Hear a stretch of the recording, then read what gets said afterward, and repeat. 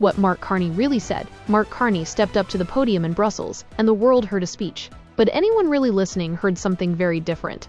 It wasn't a message of partnership.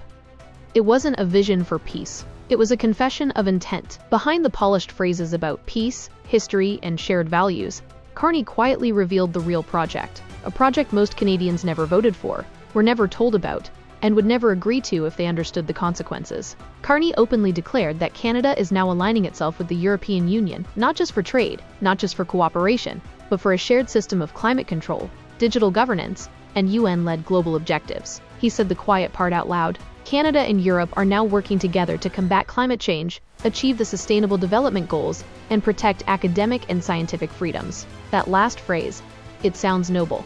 But in global policy language, it means something very different. It means regulating information. It means deciding what counts as real science, and what must be removed, restricted, or silenced. It means controlling speech in the name of protecting it. Carney didn't stop there. He boasted that this partnership now spans defense, security, and economics. 3 areas that define the sovereignty of a country. 3 areas that belong to the people, not to global institutions. This isn't diplomacy.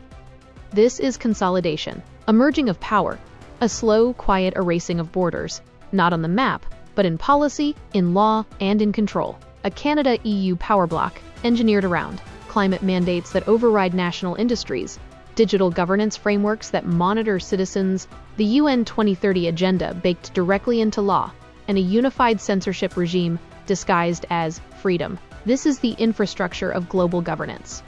A fortress of climate law, a machine that carries the world to 2030 whether citizens agree or not. Carney's message, if you truly hear it, is brutally clear. The era of independent nations is ending, and unless the people stand up and say no, so is the era of national sovereignty. What he called values is really compliance. What he called partnership is really control. And what he called peace is really alignment. Alignment with a global system that answers to no voter, no citizen, and no nation. This isn't about climate. This is about power. And the only question now is, will Canadians see it before it's too late?